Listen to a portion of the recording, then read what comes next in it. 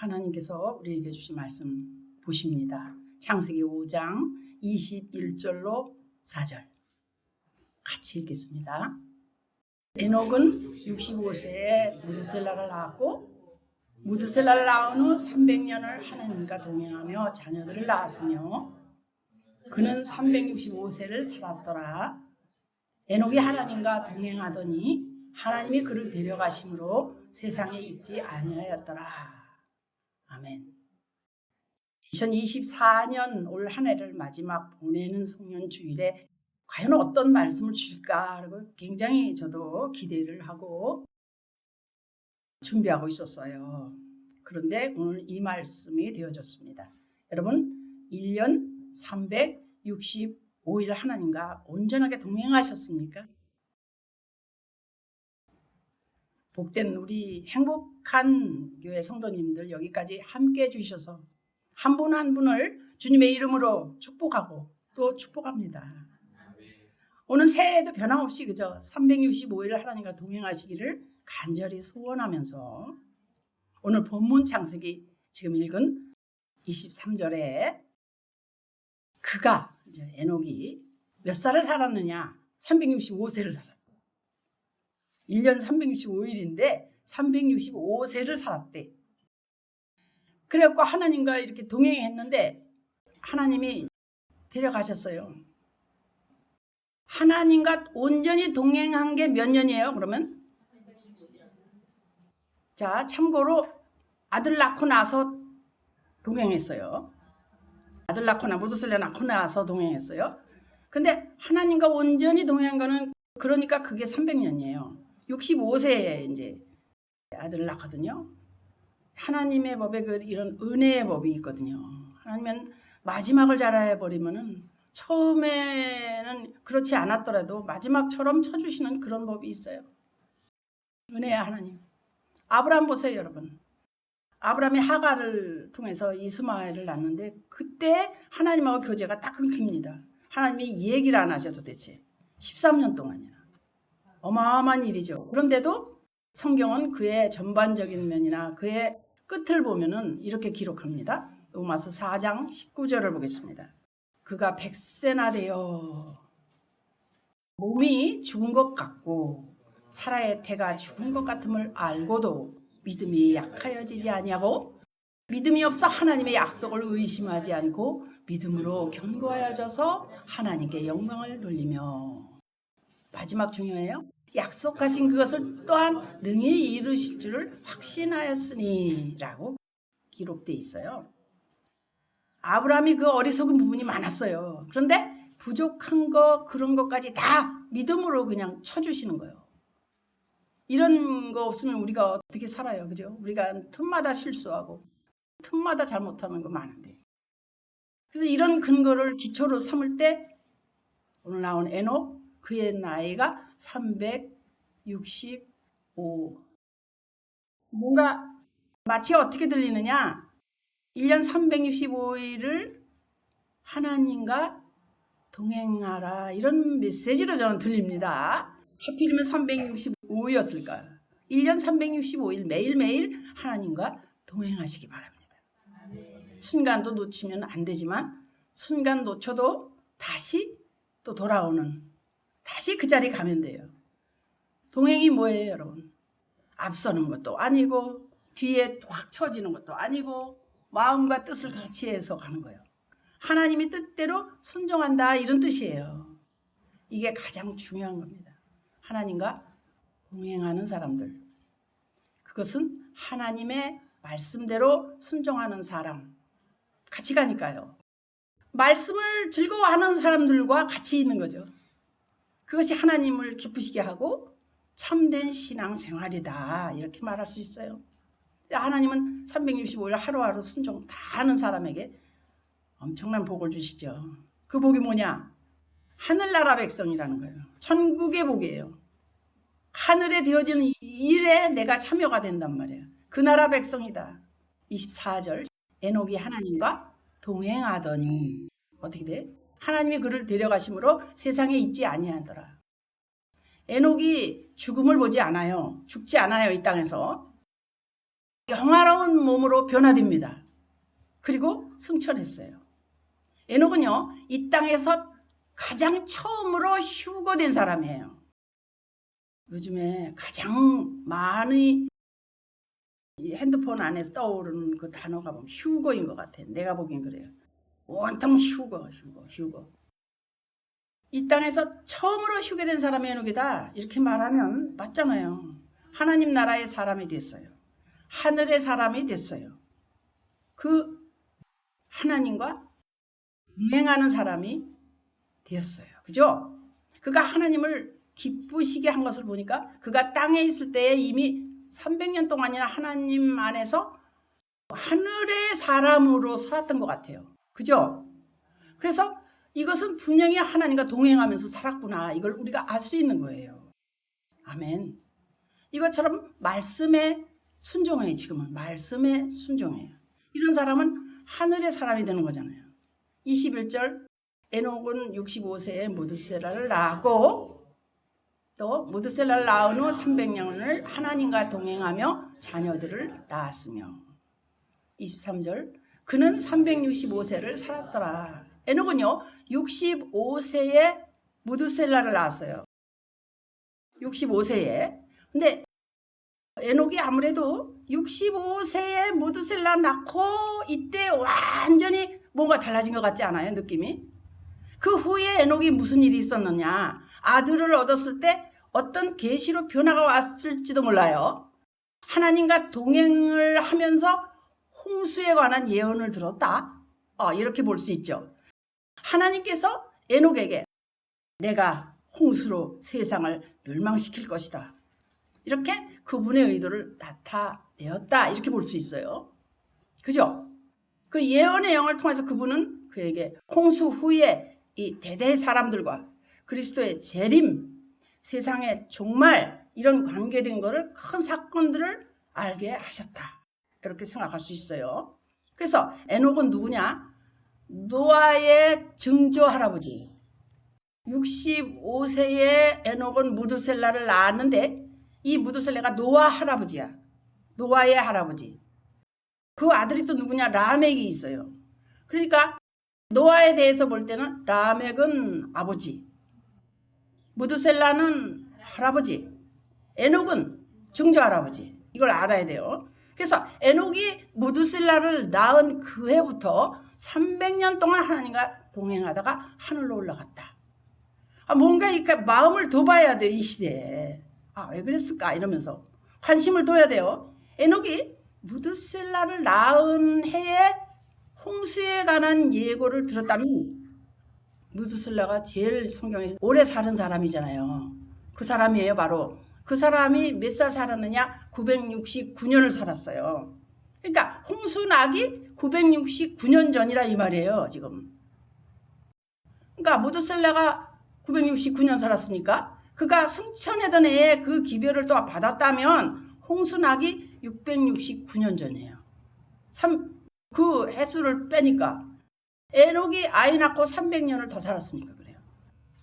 자, 그래서 홍수에 대한 예고는 적어도 700년 이상 계속되었다고 볼 수 있어요. 그게 800년이 될지 900년이 될지 그건 지금 알 수 없지만 확실하게 아는 거는 그때 이미 계속되었다. 알게 된 때가. 그런데 이거를 참 놀랐어요. 무드셀라라는 이름의 뜻을 풀어보니까 글쎄 히브리어로 무드셀라 그가 죽을 때 홍수를 보낸다 이런 뜻이에요. 이름 하나에도 이렇게 놀라운 비밀, 역사가, 사건이 이렇게 있을 경우가 있어요. 그러면 알았겠어요? 몰랐겠어요? 알았으니까 아들 이름을 이렇게 짓지 않았을까요? 그죠? 무드셀라가 몇 살 살았다고요? 969년. 아유, 좋겠다. 오래 살아서. 여러분 969년 더 살고 싶으세요? 노아 할아버지 무드셀라 죽던 해 그 해에 노아는 몇 살이었을까? 창세기 7장 6절에 있는데 몇 살? 노아가 600세 때. 홍수가 땅에 있을 때 노아가 600세라. 그래서 600세 되던 해에 홍수가 난 거예요. 그죠? 홍수가 땅에 있을 때는 노아가 600세라. 그래서 무드셀라가 죽은 해 홍수가 났다 이거예요. 이게 확실한 거예요. 그래서 노아의 조부 할아버지 무드셀라는 홍수가 나던 바로 그 해까지 살았다 이 말이에요. 맞지요? 맞아 들어가는 거예요. 그래서 무드셀라라는 이름에는 중대한 예언이 딱 들어있고 그 예언은 한치 착오도 없이 정확히 이루어진 거예요. 그래서 하나님이 에녹에게 처음으로 말씀하신 홍수에 관한 예고, 홍수로 이 세상을 쓸어버리겠다. 이 예고는 그의 아들 무드셀라라는 그 이름을 통해서 계속 반복되다가 손자, 그의 손자가 누굴까? 라멕이잖아요. 노아 아버지. 거기까지 또 아들에게 또 그 말을 또 하고 가르치고 또 손자에게 그 말을 가르치고 또 하고 이래가지고 노아까지 간 거예요. 그래서 증손자인 노아까지 전승된 겁니다. 이거 좋은 가정이죠. 그래서 그의 성취를 지금 이루게 된 겁니다, 여러분. 그래서 노아는 그가 출생했을 때 그의 증조부 에녹은 이미 승천하고 없었지만은 그의 조부 965세를 산 무드셀라가 몇 살이요? 369세예요. 그지? 그래서 노아는 할아버지와 아버지 이렇게 대대로 홍수에 대한 그 예언을 들었고 이미 대비하고 있었을 겁니다. 그죠? 그러던 중 어느 날 하나님이 그에게 방주를 지으라. 와, 창세기 6장에 있잖아요. 13절. 한번 보고 갈게요. 하나님이 노아에게 이르시되 모든 혈육 있는 자의 포악함이 땅에 가득함으로 그 끝날이 내 앞에 이르렀으니 내가 그들을 땅과 함께 멸하리라. 너는 구페르나무로 너를 위하여 방주를 만들되 그 안에 칸들을 막고 역청을 그 안팎에 칠하라. 이렇게 노아에게 명령하시죠. 13절 말씀이 참 그래요. 혈육 있는 자의 포악함이 어떻게 돼? 땅에 가득해. 오늘날의 모습을 한번 보세요. 어떻게 된 게 악한 사람들이 더 많은 것 같이 느껴지죠? 막 갈수록. 그런 거 안 느껴요? 아, 이게 그냥 어떻게 할 수가 없어. 그냥 가만히 그냥 있는 게 편해. 처음 에녹에게 예고하신 후에 1대, 2대, 3대, 4대 이렇게 적어도 한 700년 이상 지난 후에 그때 이제 비로소 홍수를 대비해서 방주를 짓게 되었다 이 말입니다. 맞죠? 그것처럼 죄악이 쫙 이 세상에 관영한 가운데 오직 하나님만 바라보고 내 하나님 할렐루야 하면서 오늘 아침같이 찬양하며 기뻐하며 있는 우리들 그 뜻을 따라서 이렇게 했던 노아 그가 역시 하나님과 동행한 자다 이 말입니다. 하나님과 동행한 자 어디 창세기 6장 9절 이것이 노아의 조건이라 노아는 의인이요 당대의 완전한 자라 그는 하나님과 동행하였으며 할렐루야 하나님과 동행함으로 완전한 거죠. 지금도 똑같아요. 하나님과 동행하는 자 그리고 죄악이 관영한 것도 지금 똑같아요. 물로만 심판할 게 아니라는 그것만 우리가 알고 있어요. 그때는 불로 지금도 똑같아요. 앞으로 휴거받지 않고 이 땅에 남으면요. 어떻게 해야 살아날 수 있느냐. 나 예수 믿을래 안 믿을래? 믿을래요. 이렇게 하고 그냥 그때는 물건도 못 사니까 굶으면 죽어. 그러니까 그냥 굶든가 굶어서 죽든가 아니면 순교해야 돼요. 그런데 이전에 들림받은 자는 휴거라 그래요. 이 땅에서 둘이 맷돌 갈다가 둘이 밭에서 있다가 한 사람은 들림받고 그런 말씀 있잖아요. 이렇게 주님이 오셔서 우리를 데리고 가셔요. 공중에서. 땅을 밟는 게 아니라 공중에서 우리를 들어서 올린단 말이에요. 그러니까 뜻을 알고 보세요. 뜻을 알고. 뜻을 모르고 보면 아무것도 아니에요. 그냥 장난감이에요. 뜻을 알고 보셔야 돼요. 땅에서 들림을 받아야 한다. 그래서 하나님과 내가 동행하는 자라 칭함을 받아야 해요. 그래서 에녹이 죽음을 맛보지 않고 낙원으로 옮겨졌음을 어떻게 알아요? 신약에 나오잖아요. 히브리서 11장 5절에요. 믿음으로 에녹은 죽음을 보지 않고 옮겨졌으니 하나님이 그를 옮기심으로 다시 보이지 아니하였느니라. 그는 옮겨지기 전에 하나님을 기쁘시게 하는 자라 하는 증거를 받았느니라. 아멘. 인류 역사상 가장 이 땅에서 오래 산 자 무드셀라. 그가 그냥 969세 그냥 1000년 가까이 세상을 살았대. 이걸 들어보니까 앞으로 회복될 인간의 영원한 생명, 영생을 기대하게 해주잖아요. 기대하게 해줘.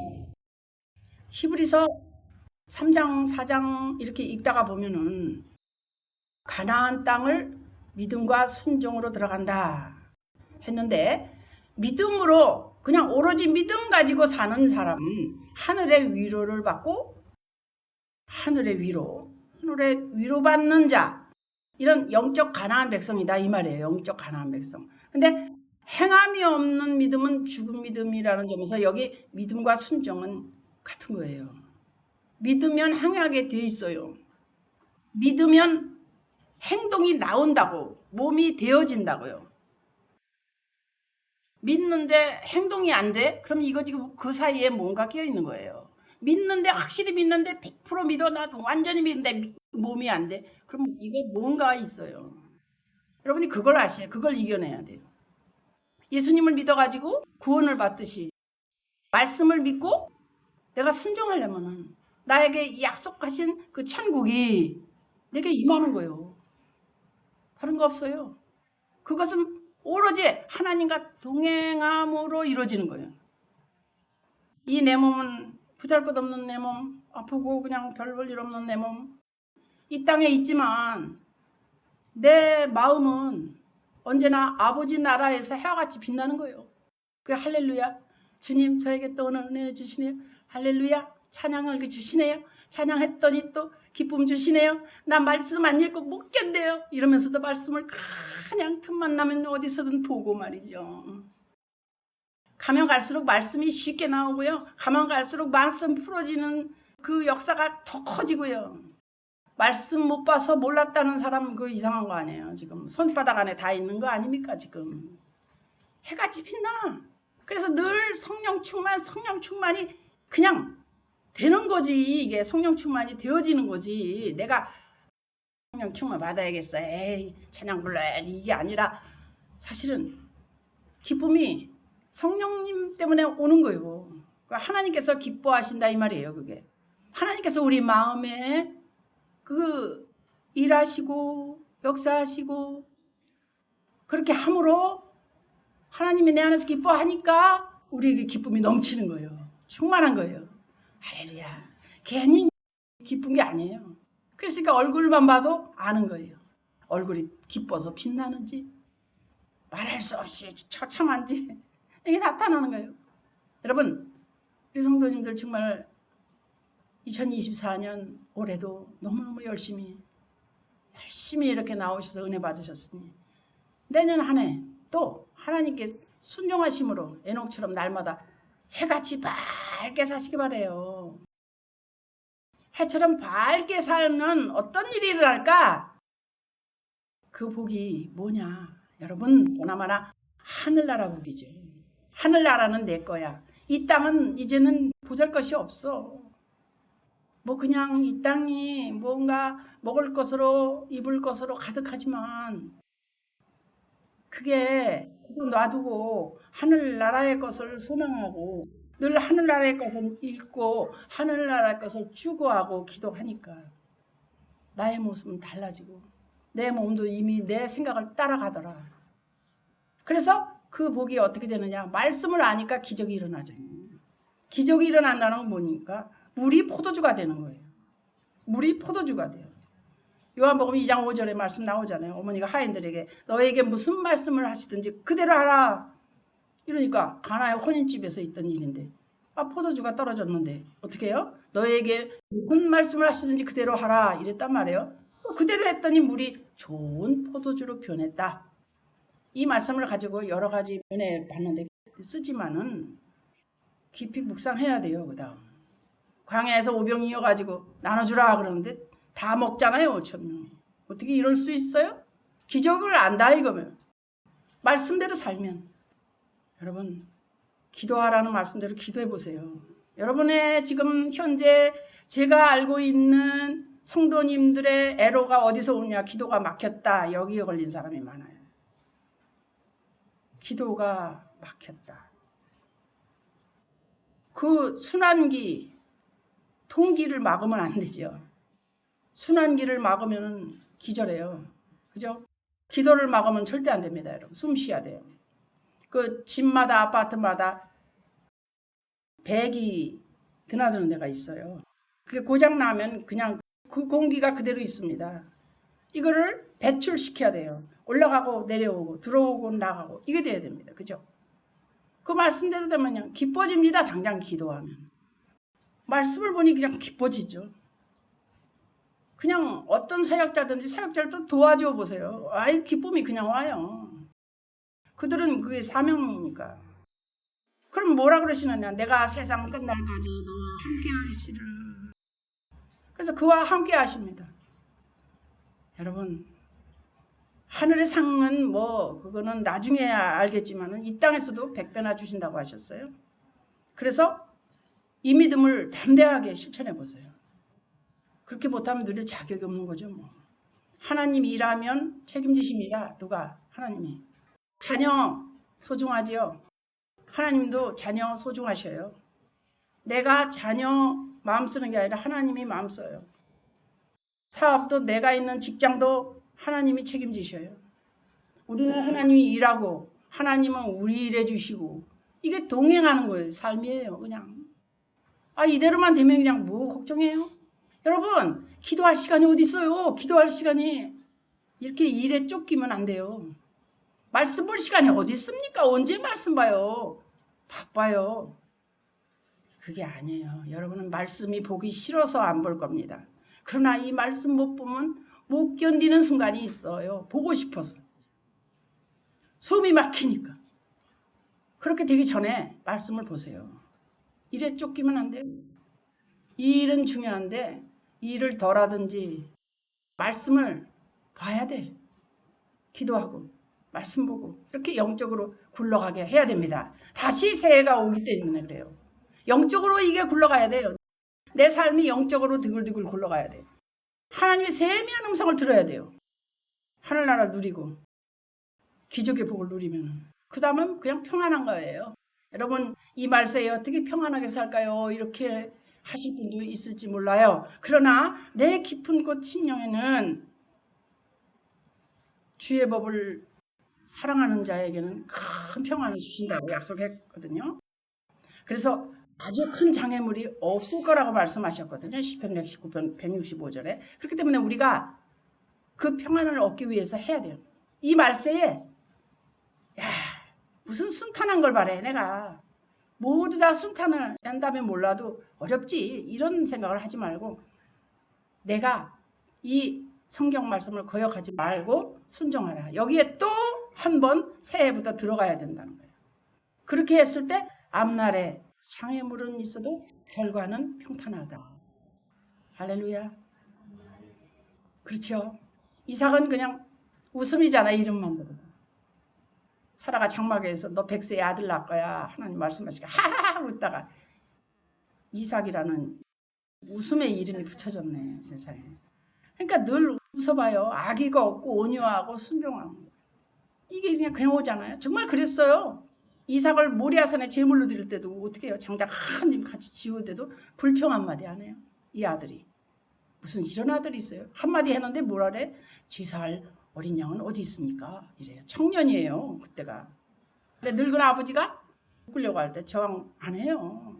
그냥 도망도 안 가요. 이게 뭐냐? 십자가에 달리실 예수님의 예표다. 이렇게 말해요. 온유와 순종. 이삭의 삶은 그렇게 막 그의 아들들처럼 그렇게 막 다사다난하고 막 복잡하지 않아요. 야곱같이. 그래서 평안한 생애를 누립니다. 사실 아브라함, 이삭, 야곱, 요셉 다 해서 누가 제일 장수하느냐면은 이삭이 180대로 장수하거든요. 할렐루야. 이 자리에 2세 많죠. 이삭. 믿음의 2세들. 복덩어리들이. 그렇다고 해서 날 안 해도 돼 그러지 말고 기도와 말씀은 꼭 따라서 주님과 동행할 수 있도록 오늘 마지막 이 말씀으로 인하여 새해를 맞이하시기를 예수 그리스도 이름으로 축복합니다. 아멘.